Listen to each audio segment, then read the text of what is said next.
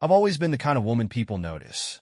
It's not just my appearance, though I know my dark blonde hair and green eyes draw attention. It's something else, something less tangible. Charisma maybe, a quiet confidence. I don't try to stand out, but I often do. It used to make me uncomfortable, but over time I learned to use it to my advantage. My name is Anna, and on the surface, my life is perfect. I'm an interior designer with a reputation for creating dream spaces for wealthy clients. Married to Mike, a kind and steady man who sees the best in everyone, especially me. We've been together for 5 years. Mike's an engineer, grounded and dependable, the kind of person who believes in fairness and honesty. His world is straightforward, filled with plans and solutions.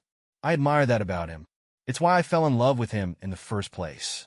We talk about our future often, about the daughter we hope to have one day, the little girl we've already named Rose. And yet, there's a part of me that feels restless. I love Mike. I truly do, but love doesn't erase the part of me that craves something more. A thrill, a spark.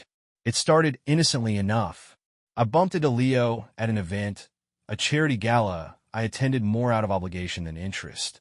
He was a friend from my childhood, someone I hadn't seen in years. We used to spend summers together, laughing over silly things, sharing secrets. Seeing him again was like stepping back in time, but Leo wasn't a boy anymore. He was everything Mike wasn't, rough around the edges, magnetic in a way that pulled me in before I could think to resist. His dark eyes held a challenge, one I didn't realize I was accepting until it was too late. At first, I told myself it was harmless, just catching up with an old friend. But the conversations grew longer, the touches lingered, and before I knew it, we were meeting in secret. I tried to compartmentalize it, to keep my life with Mike separate from whatever it was I had with Leo. I convinced myself that I could balance it all, that it was just a phase, a harmless escape. But the truth is, I was playing with fire. The night of our anniversary, I came home late. Mike had planned a romantic dinner. Candles, wine, everything perfect. He smiled at me, his eyes full of love, and handed me a gift. A pendant shaped like a little girl, a symbol of the daughter we dreamed of having. It was beautiful, thoughtful, and it broke my heart. I kissed him, told him he was my everything, and for a moment I almost believed it. But Leo wasn't someone who would stay in the background for long.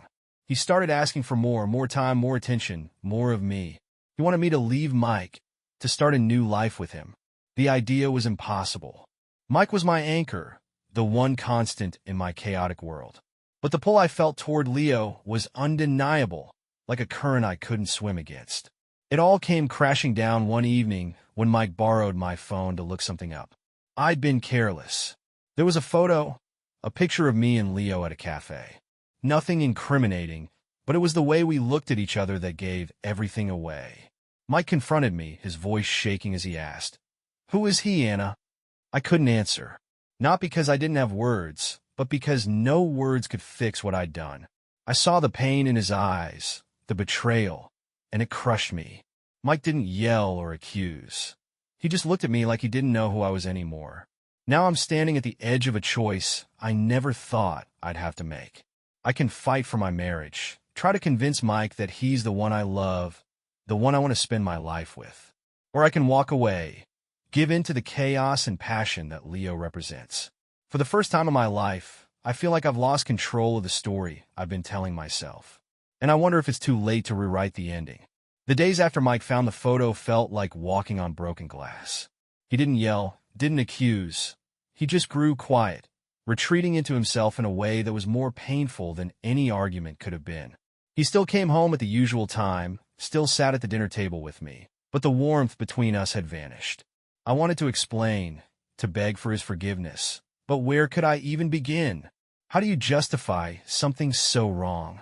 Every time I opened my mouth, the words caught in my throat, and I'd just sit there, staring at the man I loved and realizing I'd been the one to destroy him. Leo, on the other hand, was relentless. He texted constantly, demanding to see me, to talk. I ignored most of his messages at first, but the pull of him was strong. I found myself slipping out one evening, driving aimlessly until I ended up at his place. When I stepped inside, Leo greeted me with that crooked smile, The one that had once felt like an invitation to something thrilling and forbidden. Now it just felt heavy, like the weight of all my bad decisions. "You can't keep doing this," Leo said, his voice low but firm. "You can't keep stringing us both along, Anna. It's not fair to him. Or to me." I wanted to argue, but he was right. I couldn't keep pretending everything was fine. Couldn't keep living two lives. But how could I choose? Mike was my safe harbor. The man who believed in me even when I didn't deserve it. And Leo. Leo was the fire that burned away the dullness. The spark that reminded me I was alive. That night I didn't stay long. I left without making promises, my mind swirling with doubts. As I drove home, my chest ached with the weight of what I had to do. A choice had to be made, but no matter which path I took, someone would be hurt, maybe even both of them. When I got home, Mike was sitting in the living room, staring at the pendant he'd given me. The sight of it in his hands made my heart twist. He looked up when I walked in, his eyes tired but searching. "Anna," he said softly, "do you even want this anymore? Us? Our dreams? Or have I been blind this whole time?" His words cut through me like a knife. I sank into the chair across from him, unable to meet his gaze. "I do," I whispered, the words trembling. "I want us. I love you, Mike. I don't know why I did what I did." "That's not an answer," he said, his voice steady but laced with pain. "I need to know if you're still in this, or if I'm holding on to something that's already gone." I could see the hurt in his eyes, but beneath it was something even worse. Doubt. He was doubting me, doubting the foundation of our entire life together. And I couldn't blame him. In that moment, I knew I had to make a choice, not just for him, but for myself. I couldn't keep running from the mess I'd created. I had to face it, to confront the truth of who I'd become and what I truly wanted. "I don't want to lose you," I said finally, my voice breaking. "I'll do whatever it takes to fix this, to fix us. But I need you to give me a chance." Mike looked at me for a long time, his expression unreadable. Finally, he nodded, but there was no relief in his eyes, no sense of victory. "Then you need to end whatever this is with him. Completely. No excuses, no slipping back. If you want us, Anna, you have to prove it." It was a fair demand, and I knew it. But could I follow through? Could I truly let Leo go and rebuild what I'd nearly destroyed? The next day, I met Leo at a quiet cafe, the same one where we'd once laughed and shared secrets. He smiled when he saw me, but his expression shifted when he saw the look on my face. "This is it, isn't it?" he asked, his voice heavy. I nodded, swallowing the lump in my throat. "I can't do this anymore, Leo. I love Mike, and I need to fix things with him. I can't keep hurting him like this." Leo leaned back in his chair, his jaw tight.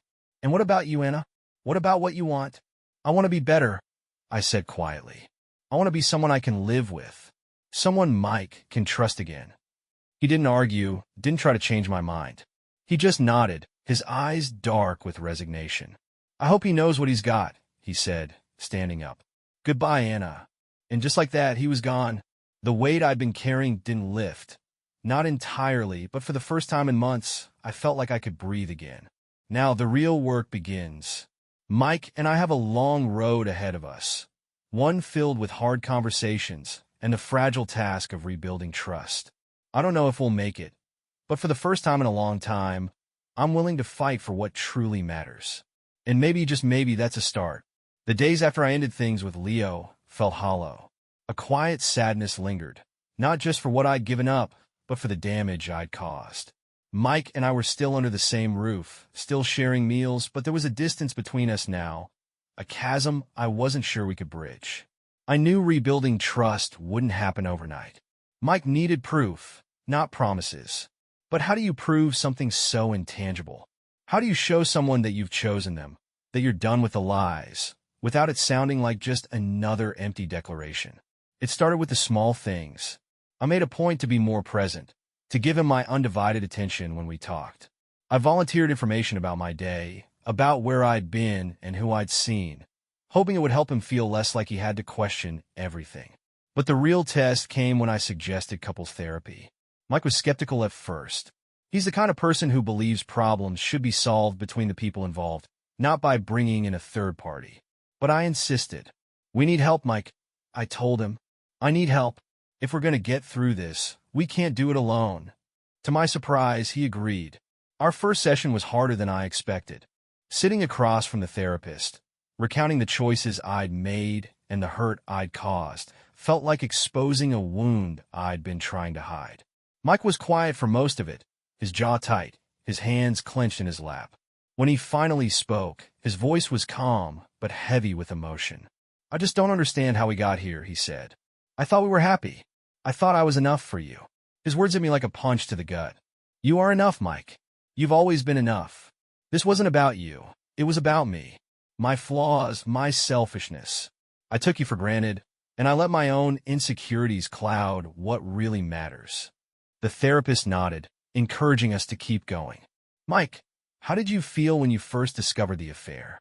I felt blindsided, he admitted. Like the life I thought we had was a lie. I keep wondering if I missed the signs, if there were things I could have done differently to stop it from happening. Hearing the pain in his voice was unbearable. You didn't miss anything, I said, tears welling up in my eyes. You didn't do anything wrong. This was my failure, not yours. The sessions became a weekly ritual, a space where we could be honest in a way we hadn't been before. It wasn't easy. There were moments when I felt like giving up, when it seemed like Mike would never be able to forgive me. But slowly, I began to see glimmers of hope. The way he looked at me softened, his words became less guarded, and the walls he'd built around himself started to come down. At home, we started to rebuild our routines, cooking dinner together, watching old movies on the couch, talking about our dreams for the future, dreams that still included Rose. I knew we weren't back to where we'd been before, but for the first time, it felt like we were moving in the right direction. One evening, as we sat on the porch watching the sun set, Mike reached for my hand. I'm not ready to say I've forgiven you, he said, his voice steady. But I want to believe we can get through this. Tears slid down my cheeks as I squeezed his hand. That's all I can ask for, I whispered. A chance. That night, as I lay in bed beside him, I realized how much I'd almost lost and how far I was willing to go to make things right. It wouldn't be easy, and there would be moments of doubt and setbacks along the way. But for the first time, I felt something I hadn't felt in months, hope. Weeks turned into months, and slowly, life began to feel less fragile. Therapy helped us talk about the things we had avoided for years. My restlessness, Mike's tendency to bury his feelings, and the cracks in our relationship that I had ignored for far too long. We were healing, but it wasn't a straight line.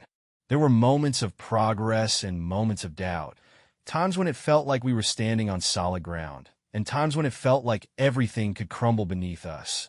One evening, we decided to host a small dinner party with a few close friends. It was Mike's idea, a step toward normalcy, a way to remind ourselves that our life together was still worth celebrating. I threw myself into planning, creating an elaborate menu and setting the table with the same care I gave to my clients' homes. The night went smoothly at first. Laughter filled the house, glasses clinked, and for a few hours, it felt like nothing had changed. But as the evening wound down and the last of our guests said their goodbyes, Mike lingered in the kitchen, wiping down the counters with a focus that seemed almost deliberate. I leaned against the doorway, watching him. You've been quiet tonight, I said softly. He paused, his hand tightening around the dishcloth. It's nothing, he said, but his tone betrayed him. Mike, I said, stepping closer. Talk to me. He set the cloth down and turned to face me, his expression a mixture of hesitation and resolve. One of the guys at work mentioned seeing you at a cafe a few months ago, with a man. My chest tightened. Mike, I told you. I know, he interrupted. I know you ended it. But hearing it from someone else, it brought everything back. The doubts. The questions. I don't want to feel like this anymore, Anna. I don't want to keep second-guessing you, or myself, or us.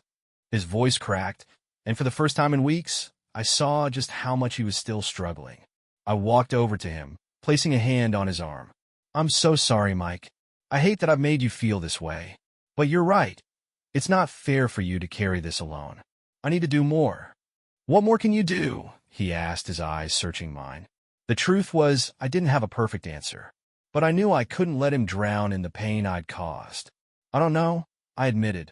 But I'll keep trying until you don't have to question me anymore. Until you can trust me again. He looked at me for a long moment, and then, to my surprise, he pulled me into a hug. It wasn't the effortless embrace we used to share, but it was real, and it was a start. The next morning, I made a decision. I reached out to a therapist, someone just for me. I realized that if I was going to truly rebuild what I'd broken, I needed to understand why I had been so drawn to chaos in the first place. My sessions forced me to confront parts of myself I'd avoided for years. My fear of vulnerability, my need for control, and the way I'd equated excitement with fulfillment. It was messy and uncomfortable, but it was necessary. Mike noticed the change. I didn't tell him everything I discussed in therapy, but he saw the effort I was making, and slowly his walls began to lower. We started setting aside time every week just for us. No distractions, no phones, just the two of us reconnecting. Sometimes we talked about the past. Other times we planned for the future. And little by little, the weight between us began to lift. The turning point came on an ordinary Sunday afternoon. We were walking in the park, watching families play with their children. Mike stopped suddenly, his gaze fixed on a little girl chasing a butterfly. "I still want this," he said quietly. "Our dream. Rose. I want it all with you, Anna. But I need to know you're all in, too." I felt the tears well up in my eyes, but this time, they weren't tears of guilt or shame. They were tears of gratitude, for his forgiveness, for his love, for the chance to start over. "I am," I said, my voice steady. "I'm all in, Mike. For us. For everything." He took my hand, and for the first time in a long time, I felt the warmth of his touch. It wasn't the end of our journey, but it was the first time I truly believed we could make it. There's a quiet beauty in rebuilding something broken. It's not the same as starting fresh. There are scars, imperfections, but those marks tell a story, and in their own way, they make what's left even stronger. After that day in the park, something shifted between Mike and me. It wasn't a grand transformation, but rather a series of small moments that slowly brought us closer. The silences weren't as heavy anymore. The touches, his hand brushing mine, my head resting on his shoulder, felt natural again. Trust was still fragile, but it was growing. One evening, as we sat on the couch, Mike surprised me with a question. "Do you remember that house we saw a few years ago? The one with the big backyard?" I smiled, remembering how we'd fantasized about it. "The one with the swing under the oak tree?" He nodded. "It went back on the market. I was thinking maybe it's time we make some changes. Start fresh somewhere new." The idea caught me off guard. We'd been so focused on mending our relationship that I hadn't thought about what came next. A new house meant more than a change of scenery. It meant a new chapter, a commitment to our shared future. And as terrifying as it felt, it also filled me with hope. "I'd like that," I said, squeezing his hand. "Let's go see it." When we visited the house, it was just as I remembered. The oak tree in the backyard stood tall and strong, its branches swaying gently in the breeze.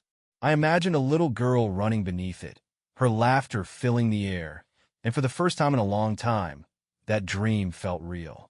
Mike put in an offer the next day, and within weeks, the house was ours. Moving in was chaotic, but exhilarating. We spent late nights unpacking boxes, debating where to put the furniture, and planning how we'd make the space our own.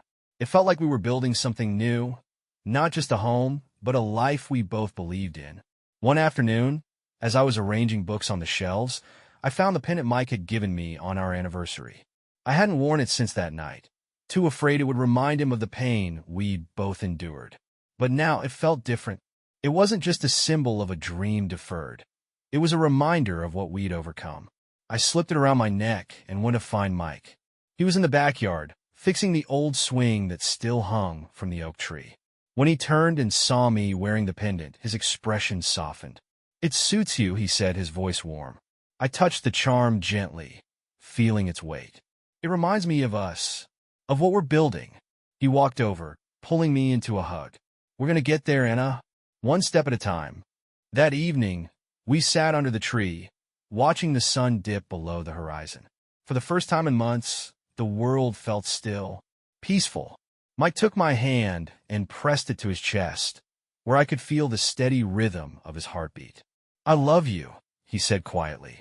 "Even when it hurt, even when I doubted, I never stopped loving you." Tears filled my eyes as I leaned into him. "I love you too, Mike, more than I can ever say." We didn't need grand gestures or promises anymore.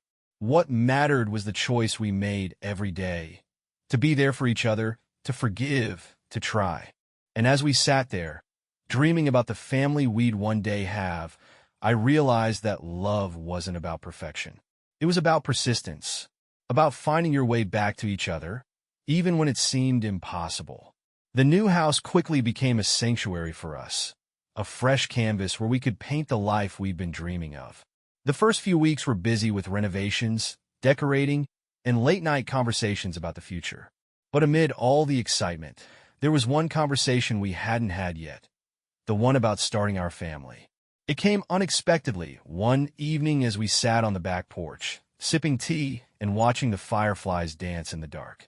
Mike's gaze lingered on the swing he'd fixed under the oak tree, and then he turned to me, his eyes thoughtful. "Do you still think about her?" he asked quietly. "Rose?" The question caught me off guard. I set my mug down, my fingers tracing the edge of the pendant around my neck. "All the time," I admitted. "I still want her, Mike. I want us to have that dream." He nodded, a small smile playing on his lips. "So do I. But I think we should do it differently this time." "Differently how?" I asked, tilting my head. He reached for my hand, his thumb brushing over my knuckles. "Let's focus on us first. Make sure we're ready. Not just for a child, but for everything that comes with it. I don't want to rush into this and risk losing what we've worked so hard to rebuild." His words were thoughtful, measured, and they filled me with gratitude. Mike wasn't just thinking about the dream. He was thinking about the foundation we were laying for it. "You're right," I said, squeezing his hand. "We've come this far. Let's make sure we're ready." Over the next few months, we worked on building a life that felt strong and steady. We continued therapy, not because we were still struggling, but because it gave us a space to stay connected and honest. We made time for date nights, spontaneous adventures, and quiet moments together. And as the seasons changed, so did we. One crisp autumn morning, as we walked through the park, I felt a shift in the air. Not just the cool breeze that rustled the leaves, but something inside me. I stopped in my tracks, watching a little girl chase after a kite, her laughter ringing out like music. Mike noticed my pause and turned to me. "What's on your mind?" I smiled, feeling a warmth spread through me. "I think I'm ready," I said softly. "For her. For Rose." He looked at me for a moment, his expression unreadable, and then he broke into a wide grin. "Yeah," he asked, his voice laced with excitement. "Yeah," I said, nodding. "I think we're ready." The decision felt like a new chapter, a promise to ourselves and to each other. We spent the following weeks talking about everything, our hopes, our fears, and what kind of parents we wanted to be. For the first time, the idea of starting a family didn't feel like a distant dream or a fragile hope. It felt real, tangible. A few months later, as winter blanketed the world outside, I stood in the bathroom staring at a tiny stick in my hand. 2 lines. My heart raced as I tried to process the reality of it. We were going to have a baby. When I told Mike, his face lit up with a joy I hadn't seen in years. He wrapped me in his arms, spinning me around, his laughter echoing through the house. "We're really doing this," he said, his eyes shining. "We are," I said, my own tears of happiness spilling over. From that moment on, everything changed. The house filled with preparations, painting the nursery, picking out tiny clothes, debating over names, though we both knew Rose was already decided. It wasn't always smooth sailing. There were moments of worry, late-night talks about the future, and the inevitable nerves that come with such a life-altering change. But through it all, we had each other. The day Rose was born, as I held her tiny hand in mine, I felt a love so overwhelming it took my breath away. Mike sat beside me, his eyes fixed on her, and for the first time in what felt like forever, I saw no trace of doubt or pain in his expression. Only love, only hope. "She's perfect," he whispered, his voice thick with emotion. "She's ours," I said, my heart full. In that moment, I realized how far we'd come, not just as individuals, but as partners, as a family. We weren't perfect, and we never would be. But we were strong. We were committed. And we were ready to face whatever came next, together. Life with Rose was a whirlwind. From the moment we brought her home, the house transformed into a symphony of late-night cries, soft lullabies, and quiet moments of wonder. Mike and I had prepared as much as we could, but nothing truly readies you for the reality of being parents. It was beautiful, exhausting, and chaotic all at once. Mike took to fatherhood naturally. He had this calming presence with Rose, a patience I envied as he rocked her to sleep during her fussiest nights.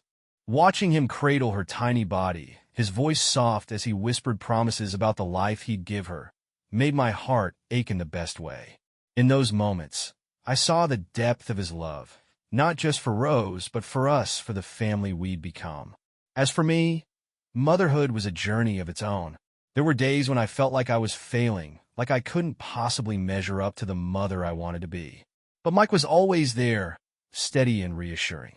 "You're amazing, Anna," he'd say, pressing a kiss to my forehead. "Rose is lucky to have you."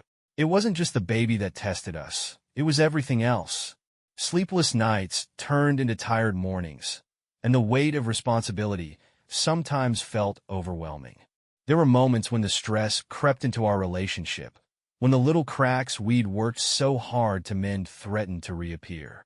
One night, after an especially long day, we found ourselves arguing over something trivial. Who forgot to restock the diapers, or whose turn it was to clean the bottles? The words came out sharper than either of us intended, and for a brief moment, the air between us felt tense. Then Rose stirred in her crib, a soft whimper that snapped us both out of our frustration. Mike sighed, running a hand through his hair, and I reached for his arm.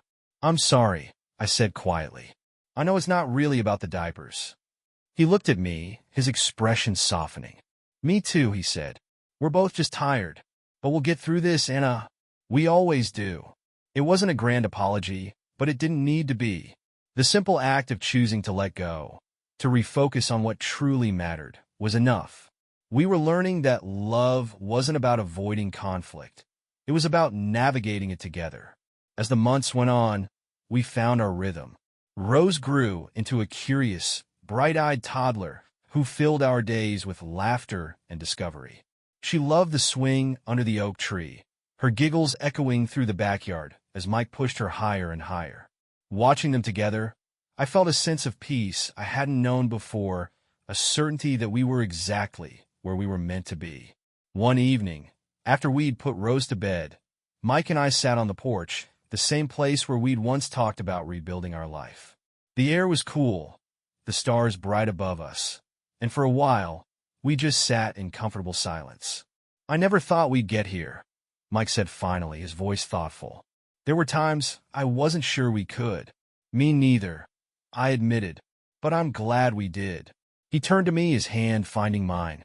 "I don't think I've ever said this out loud, but I forgive you, Anna, for everything. I don't want to carry it anymore. I just want to look forward." Tears welled up in my eyes as I squeezed his hand. "Thank you," I whispered, "for forgiving me, for staying, for everything." As we sat there, the sound of the wind rustling through the oak tree, I realized that forgiveness wasn't just a gift Mike had given me. It was something we'd given to each other. We'd chosen to let go of the past, to embrace the future, and to trust that love, even when it faltered, could still be enough. And in that moment, I knew that no matter what challenges lay ahead, we'd face them together, stronger, wiser, and more deeply connected than ever before. Years passed like the turning of pages in a book, each chapter bringing something new. Rose was no longer the tiny baby who had once fit so perfectly in my arms. At 6 years old, she was a whirlwind of energy and curiosity, with Mike's gentle nature and my knack for asking too many questions. She loved the swing under the oak tree as much as she had as a toddler, but now her favorite pastime was helping me design her playroom, rearranging her toys with all the seriousness of one of my clients. Our family had settled into a comfortable rhythm. Mike and I had rebuilt something not just strong, but enduring. The love between us wasn't the fiery, unpredictable kind. It was steady, like the roots of the oak in our backyard. We still had our moments, of course. Disagreements and stress would surface, but the difference was how we handled them. We'd learned to listen, to pause, and to remind ourselves of the promises we'd made. One evening, as I worked on sketches for a new project, Rose sat at the kitchen table beside me, her crayons scattered across the surface. She was drawing something intently, her tongue sticking out in concentration.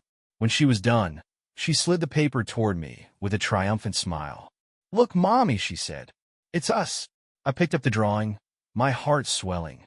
It was a crayon version of our little family, me, Mike, and Rose, standing under the oak tree. She'd even drawn the swing, with the sun shining brightly in the corner. "It's beautiful," I said, pulling her into a hug. "You're such a good artist." "Daddy says it's because I take after you," she replied with a grin, her green eyes sparkling. The same eyes Mike always said reminded him of mine. Later that night, after Rose had gone to bed, I found Mike in the living room, flipping through an old photo album. I joined him on the couch, leaning into his shoulder as we looked at pictures of our younger selves. There was one from our honeymoon, a candid shot of us laughing on a beach, our faces glowing with the easy joy of a new marriage. "It feels like a lifetime ago," I said softly. He nodded. "In a way, it was, but I wouldn't trade where we are now for anything." I smiled, resting my head on his shoulder. "Me neither." As we sat there, flipping through the memories, I realized how much we'd been through together. The highs and lows, the moments of doubt and the moments of triumph. They'd all shaped us into who we were today. And while the scars of our past hadn't disappeared, they no longer defined us. Instead, they reminded us of what we'd overcome and how far we'd come. But life has a way of throwing new challenges just when you think you've figured things out. A few months later, Mike came home from work with a look I hadn't seen in years, one of uncertainty. We sat at the dining table after dinner, Rose busy with her crayons again, and he finally spoke. "They're offering me a promotion," he said, "but it's complicated." "Complicated how?" I asked. "It's in another city. A big move. It would mean uprooting everything, leaving this house, your work, Rose's school." He trailed off, his eyes searching mine. I could tell he wanted it, even if he wouldn't say it outright. Mike wasn't the type to put his needs above ours, but I also knew how much he'd sacrificed over the years to support me and our family. I took a deep breath, the weight of the decision settling over me. This house had become our sanctuary, the place where we'd healed and grown. But as much as I loved it, I loved Mike more. And I knew this wasn't just about his career. It was about his happiness, his sense of fulfillment. "We'll figure it out," I said, reaching for his hand. "If this is what you want, we'll make it work." He looked at me, his relief palpable. "Are you sure? I don't want to uproot everything if you're not on board." "I'm sure," I said firmly. "Home isn't a place, Mike. It's us. As long as we're together, we'll be okay." The months that followed were a blur of packing boxes, saying goodbyes, and preparing for a new chapter. It wasn't easy. There were moments when I doubted our decision, when I questioned whether we were doing the right thing. But every time I saw the excitement in Mike's eyes or heard Rose talk about all the new adventures we'd have, I knew we'd made the right choice. On our last night in the house, we stood under the oak tree, the swing swaying gently in the breeze. Rose ran around chasing fireflies, her laughter filling the air. "This tree has seen so much," I said, my voice tinged with emotion. "It feels like we're leaving a part of ourselves behind." Mike wrapped his arm around me, pulling me close. "It's not the tree that made us who we are, Anna. It's what we've built together." As we watched Rose catch a firefly in her hands, her face glowing with wonder, I realized he was right. Our roots weren't tied to a place. They were tied to each other. And no matter where life took us, we carry that strength, that love with us. The move to the new city was a whirlwind of change. The unfamiliar streets, the towering buildings, the hum of a life we hadn't yet settled into. It was both exhilarating and overwhelming. Rose was the first to adapt, as children often are. Her boundless curiosity turned every new experience into an adventure.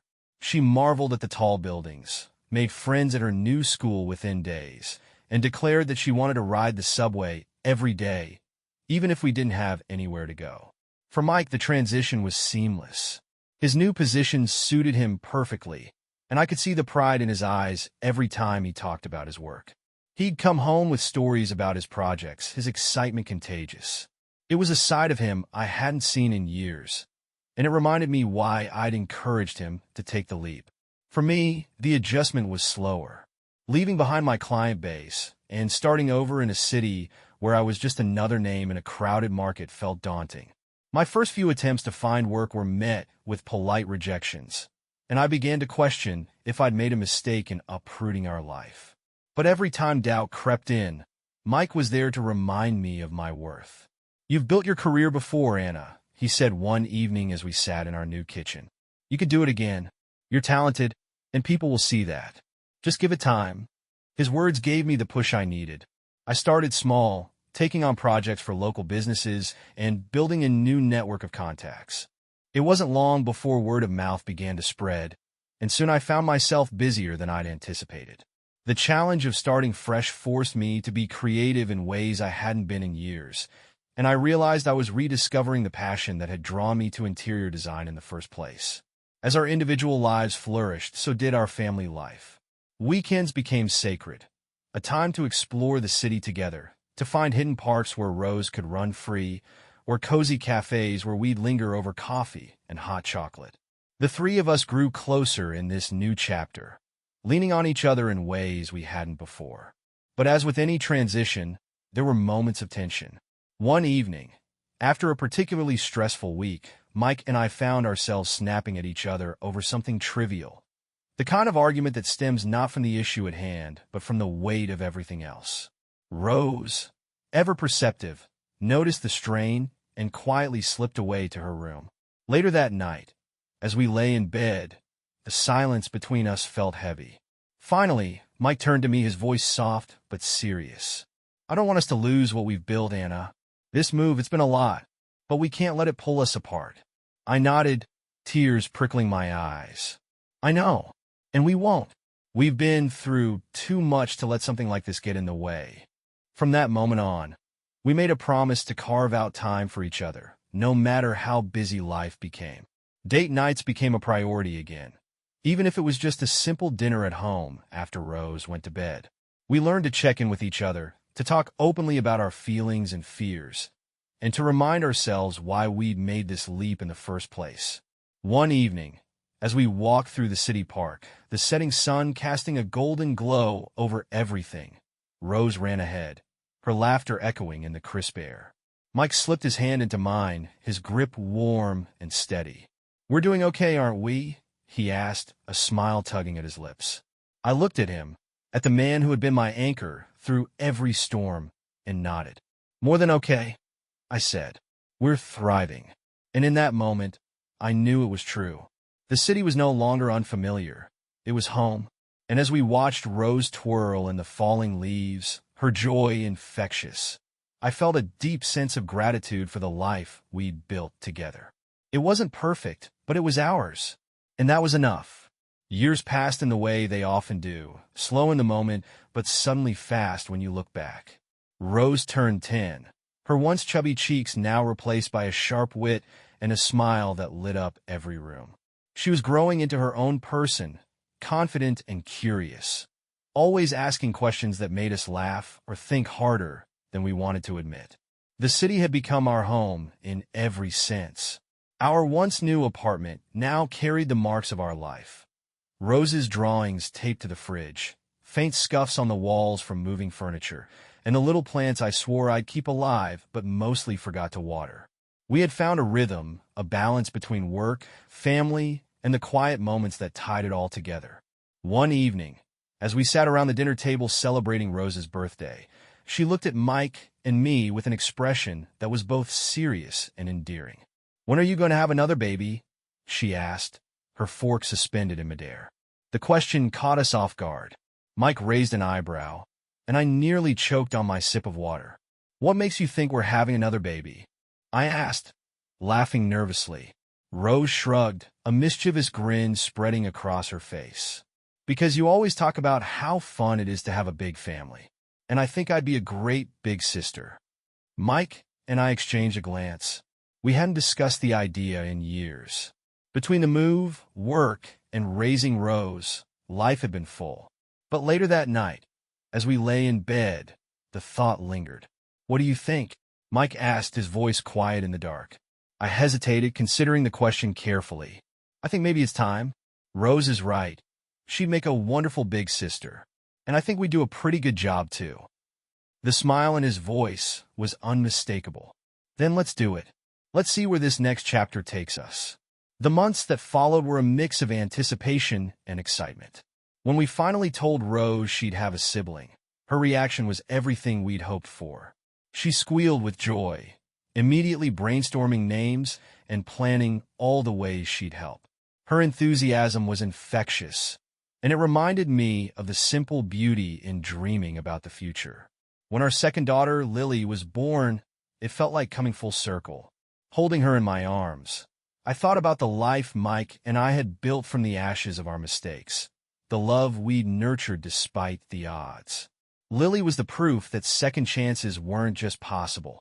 They could bloom into something even more beautiful than the first. Watching Rose dote on her little sister brought tears to my eyes more than once. She was patient and protective, always quick to fetch a bottle or sing a lullaby when Lily cried. And Mike, he was just as steadfast as ever, his love for his girl shining in every action, every quiet moment. One evening, as I rocked Lily to sleep, Mike joined me in the nursery, his arm draping around my shoulders. "Look at us," he said softly. "Who would have thought, all those years ago, that we'd end up here?" I smiled, leaning into him. "I don't think it's about where we've ended up. It's about how we got here." He nodded, his gaze settling on Lily's peaceful face. "I wouldn't change a thing," he said. "Not a single step of the journey." And in that moment, I realized he was right.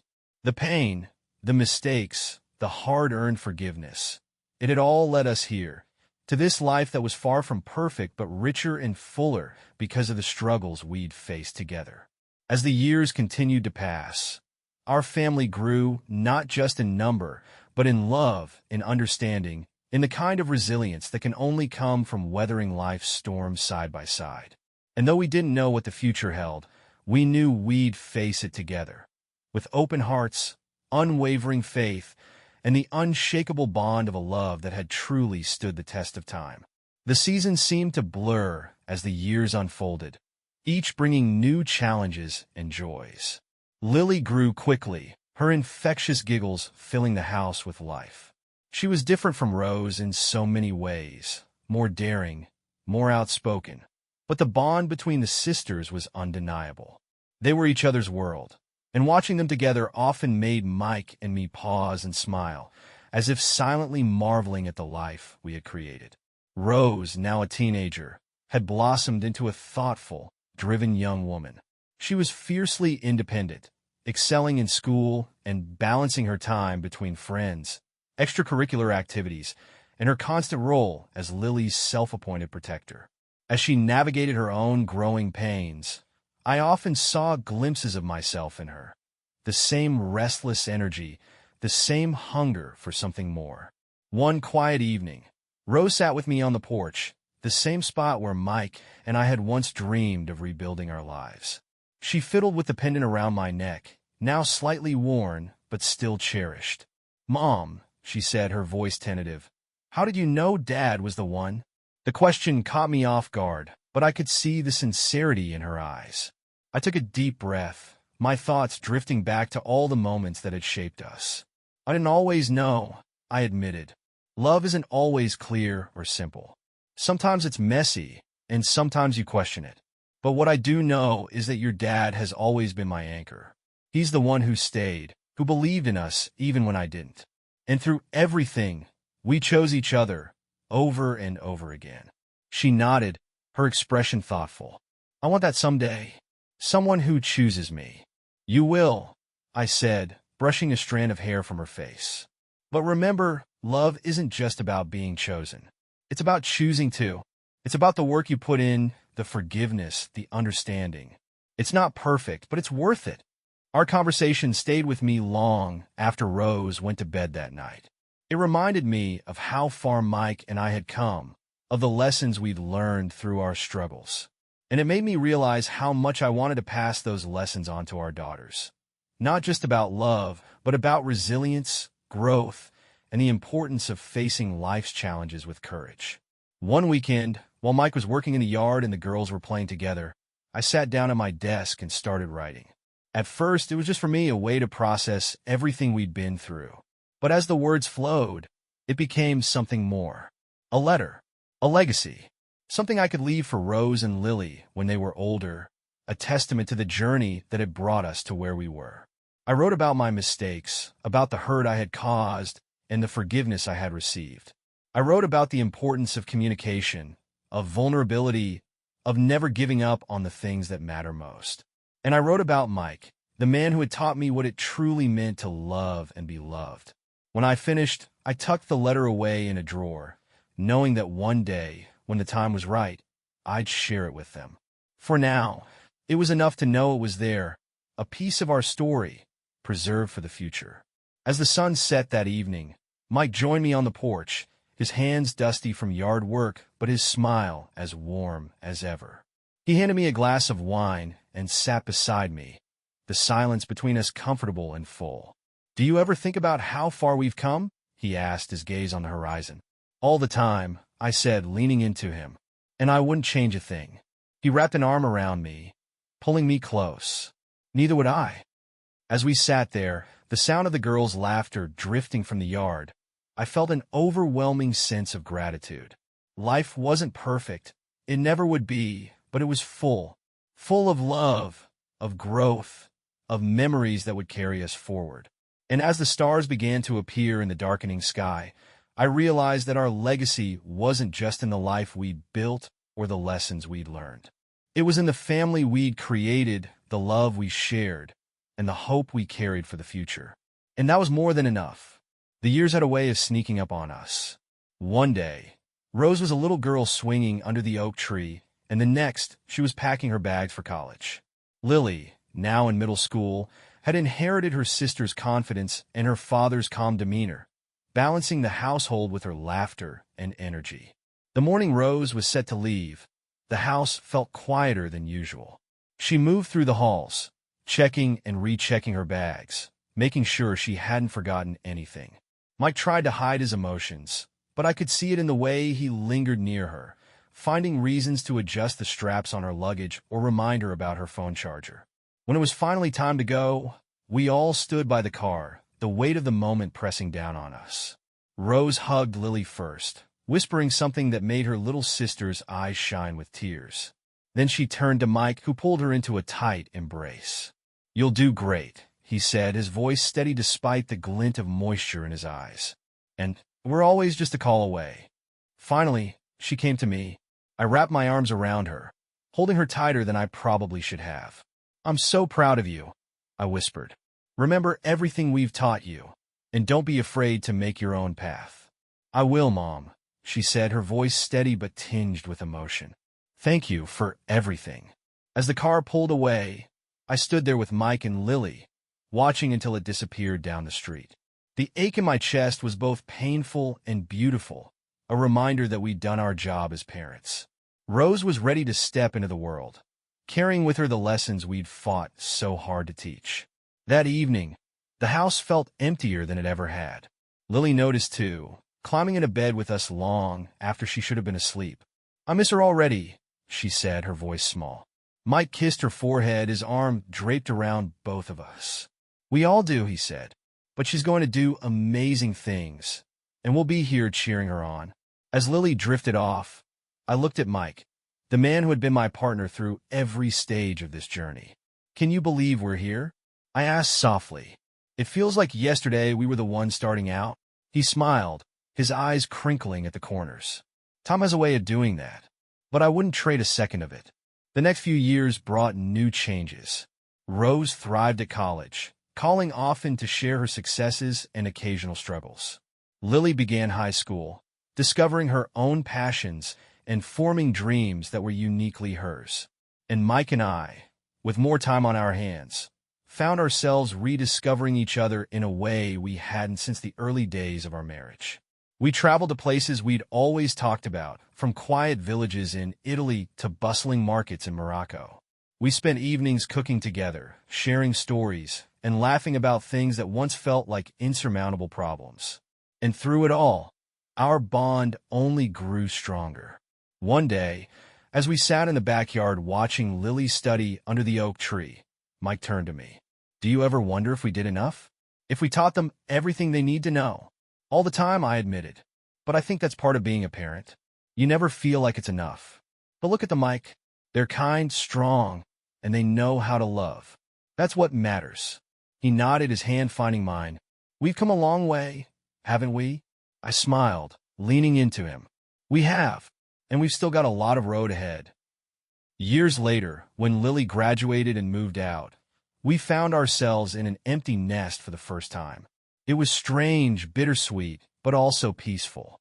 We filled our days with hobbies, new adventures, and long conversations about everything and nothing. Our home became a place where our daughters visited often, bringing laughter, stories, and eventually grandchildren who turned the swing under the oak tree into their favorite spot.